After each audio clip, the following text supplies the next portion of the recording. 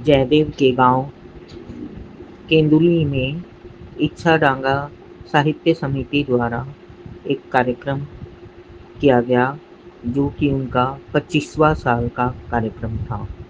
उस कार्यक्रम में उन्होंने बाउल, लोक संस्कृति, लिटिल मैगजीन मेला और विभिन्न आयाम रखे, जिसमें नाटक और भी कई तरह के आयाम थे जो साहित्य और संस्कृति से जुड़े हुए थे।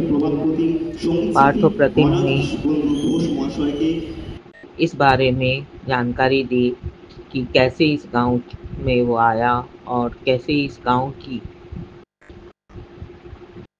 के लोगों को साहित्य के बारे में, संस्कृति के बारे में जागरूक करने की कोशिश की।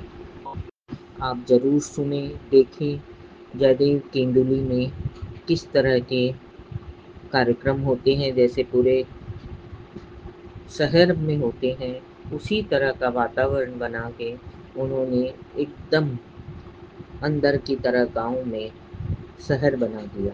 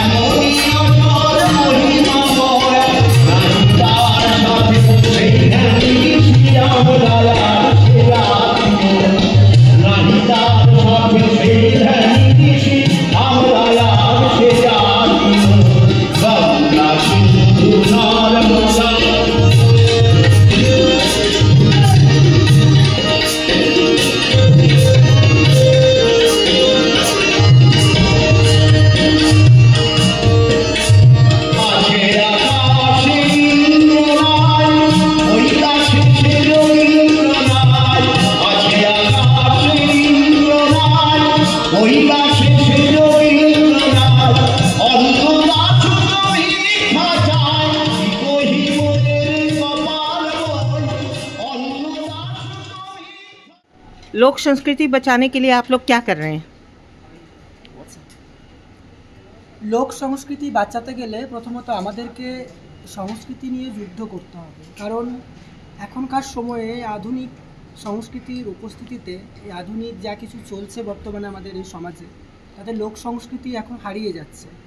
তো সেই লোক সংস্কৃতিকে ধরে রাখতে গেলে আমাদেরকে বিভিন্ন প্রান্তে এই লোক সংস্কৃতির চর্চাটা বহাল রাখতে হবে এবং আমাদের যে মঞ্চ অনুষ্ঠান যেগুলো হচ্ছে, এই লোক সংস্কৃতি যেগুলো বিভিন্ন প্রান্তে, গ্রামীণ প্রান্তে, প্রান্তিক এলাকায় যেগুলো চর্চা হয়, সেই সমস্ত অনুষ্ঠানগুলোকে মঞ্চে নিয়ে আসতে হবে, মানুষের সামনে পৌঁছাতে হবে। আপনি বলছিল কি সরকারকে কি বলতে চান আপনি? সরকারই বলতে চাই বলতে আমাদের যে ইচ্ছেটা না, আমি পার্থপ্রতিমনাথ স্যার আমাদের, ওনার মাধ্যমে আমরা আজকে 25 বছরে এই রজত জয়ন্তী উৎসব পালন করছি। আমরা ধরে রেখেছি এই আমাদের সংস্কৃতিকে, আমাদের গান বাজনা, নৃত্য আবৃত্তি, বিভিন্ন রকম সাংস্কৃতিক দিকগুলোকে আমরা ধরে রাখতে চাইছি।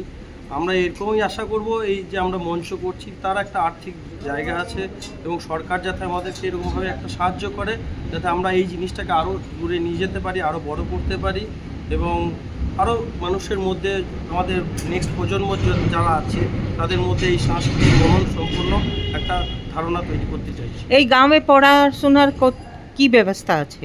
পড়াশোনার এমনি স্কুল ফুল সবই আছে, কিন্তু এরকম সাংস্কৃতিক দিক থেকে এই আমার ভাই রাজীব নৃত্য করে, শিক্ষক ইনি, তো এই নৃত্য করে, বাকি এরকমভাবে নাটক ফাটক বা এরকম সেরকমভাবে কিছু এখনো পর্যন্ত। মানে ব্যাপারটা হচ্ছে আমাদের এখানে সংস্কৃতির যে ব্যাপারটা, স্কুলগুলো, অনেক স্কুল আছে যে সমস্ত স্কুলে আগে চর্চাটা হতো, এখন সেভাবে চর্চাটা হয় না।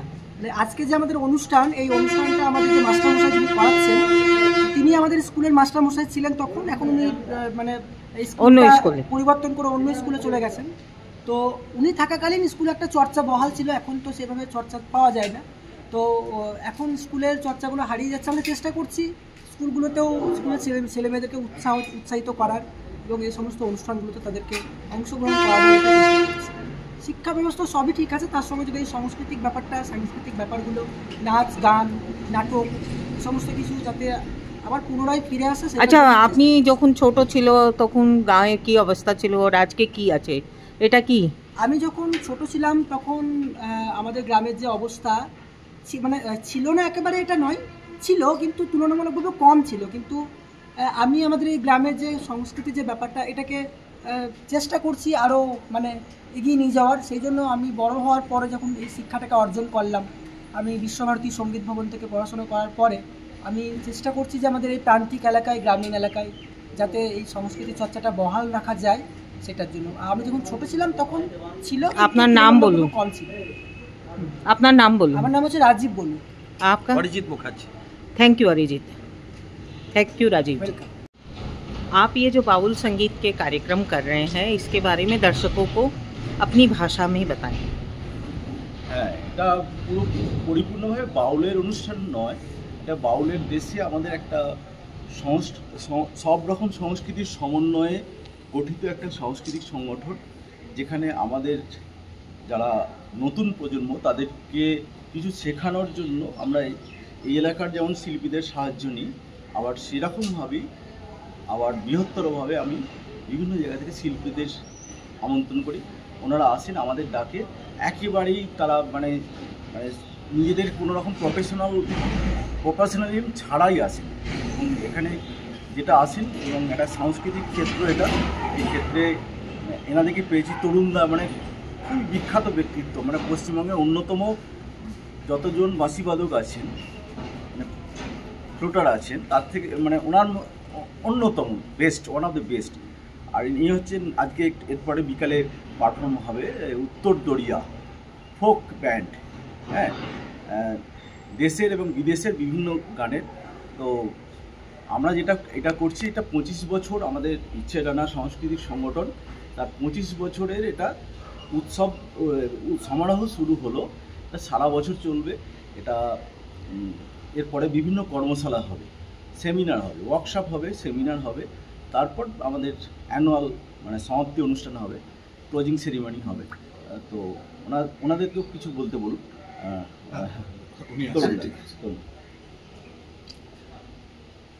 পার্থপ্রতিম নাথ এখানকার জনুবাজার স্কুলের মাস্টারমশাই ছিলেন, 9 বছর এখানে শিক্ষকতা করেছেন।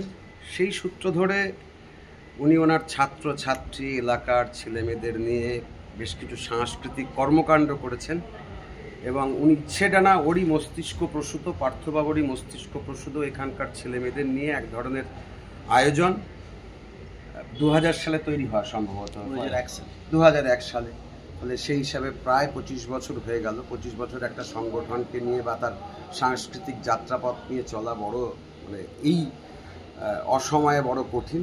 উনি ওনার মতন করে চেষ্টা করেছেন। আপনি কি করেন? আমি একজন পেশায় আমি একজন বাঁশি বাদক, ফ্লুটিস্ট। সেই হিসাবে বিভিন্ন ধারার গান বাজনা ছাড়াও জয়দেব যে জন্য বিখ্যাত, জয়দেব মূলত হচ্ছে বাউল গানের একটা অন্যরকম পীঠস্থান বললেও ভুল হবে না। এখানে প্রচুর মানুষের সমাগম হয় এবং পৌষ সংক্রান্তির দিনে যে উৎসব হয় সেই উৎসব উপলক্ষে প্রচুর বাউল মানুষজন আসেন, বিশাল বড় সমারোহ হয়। জয়দেব অঞ্চলে ওনার একটা, আপনি কি বাঁশুরি থেকে বাউল গানের বাঁশুরি বাজান? হ্যাঁ, বাউলে তো বাঁশি বাজেই আর কি। উনি সব রকম সব মানে সমস্ত গানই ওনার, আমি অলমোস্ট যত ধরনের ফর্ম অফ মিউজিক হয় সব কিছুতেই বাজাই, কিন্তু বাউল তো একটা অন্যরকম ফোক ফরম্যাট, সেই ফরম্যাটে তো বাঁশি বাজেই। তার এসেনশিয়াল ইনস্ট্রুমেন্ট হচ্ছে। আপনি এখন উনি হচ্ছেন একটা গ্রেট মিউজিশিয়ানিস্ট এবং হচ্ছে যে একটা আমাদের দোহার নাম শুনেছেন? দোহারের উনি ছিলেন একজন অন্যতম শিল্পী এবং ওনার কর্মকাণ্ড আমাকে খুব আকৃষ্ট করেছিল এবং আমাদের সঙ্গে একটা আত্মিক টান তৈরি হয়েছে, সেই ডাকি এসছে ওনার বিজি শিডিউল। আরো বিশেষত লকডাউন আমাদের সেটা বেশি করে আরো ক্লোজ করেছে। আপনি বলেন, আপনি ফোকের ভিতরে কি গান? আমি যে ব্যান্ডটিকে রিপ্রেজেন্ট করছি তার নাম হচ্ছে উত্তর দরিয়া। আমরাও লোকজ গান আর বিভিন্ন ফোক ফর্মের চর্চা করে থাকি। আমরা যেখানে দাঁড়িয়ে আছি সেটা বাংলার অন্যতম একটা কালচারাল সেন্টার বলা যেতে পারে। আমরা তো শুধু আরবান কালচার দেখলে হয় না, বাংলার মূল যে লোকজ সংস্কৃতির চর্চা সেটা বলা যেতে পারে এটা একটা অন্যতম পীঠস্থান। তাহলে আমরা আজকে এখানে এসেছি, আমরা খানিকক্ষণ চিরানার রজত জয়ন্তী বর্ষে পার্থবাবু আমাদেরকে আমন্ত্রণ জানিয়েছেন আসার জন্যে। আমরা আমাদের সাধ্যমতো আমরা যে ফোক কালচারকে চর্চা করি সেটা পরিবেশন করার চেষ্টা করি। ধন্যবাদ। আপনার নাম? আমার নাম কৌশিক, আর আমাদের দলের নাম উত্তরদড়িয়া। আপনি যে এই প্রোগ্রামটা করছেন তার আপনাকে কি লাভ? এখানে আমার ব্যক্তিগত কোনো আমার লাভের জায়গা নেই। আমি 25টা বছর একদম প্রান্তিক ছেলেদের লালন পালন করেছি এবং নিজের যদি লোকসানের কথা বলা যায় তো নিজের পকেট থেকে মানে এই 25 বছরে অনেক টাকা আমার সাংসারিক বিভিন্ন অসুবিধা সত্ত্বেও বিভিন্ন সব কিছু মানিয়ে নিয়ে এটা একটা নেশা আমার। এবং এটা আমার একটা যেটা মানে মোটো হচ্ছে মানুষের মধ্যে মিলন ঘটানো, সেটা হচ্ছে সংস্কৃতি চর্চার মধ্য দিয়ে, এবং সেটা শুধুমাত্র একটা জায়গার মধ্যে গণ্ডির মধ্যে নয়, এবং আমাদের বাংলার যত রকম সংস্কৃতির ফর্ম আছে সবগুলোকে এক কাছে জড়ো করা, এবং একটা আঞ্চলিকতা নয়। এখানে অঞ্চলে শুধু বাউল গানের বাইরেও যে আমাদের সলিল চৌধুরীর জন্মশতবর্ষ সেটাকে নিয়েও আমরা এবছর। আচ্ছা, আপনি 25 বছর যে আগে গ্রামকে দেখলো, এখন কি আছে এই গ্রামের স্থিতি? গ্রামের হয়তো স্ট্রাকচার কিছু বদলেছে, ইটকাট বাড়ি হয়েছে, সংস্কৃতি উন্নয়ন কিছু হয়েছে, আবার অবনমন, এডুকেশন অবনমনই বলতে পারা যায়। মানে সেটা আমি তো এখন বর্তমানে এখানে নেই, তো এডুকেশনে সবাই প্রাইভেট সেক্টরে চলে যাচ্ছে, স্কুলে চলে যাচ্ছে, সরকারি গভর্নমেন্ট স্কুল থেকে। এটা গভর্নমেন্ট পলিসির কিছু সমস্যার জন্যই হয়তো হবে। তো তবু আমি সরকারি ক্ষেত্রেই কাজ করি এবং আমি আমার আপ্রাণ চেষ্টা করি স্কুল আমার কর্মক্ষেত্র আমার এখানে যে। আচ্ছা, আপনি একটা নতুন কাজ করলো, 25 বছর থেকে আপনি কাজ করছিল, কিন্তু এইবার আপনি লিটল ম্যাগাজিনকে ডাকলো, এটা কেন? আমার মনে হয়েছে যে এই সংস্কৃতির মধ্যে বইকে বাদ দিতে কোনো কিছু হয় না।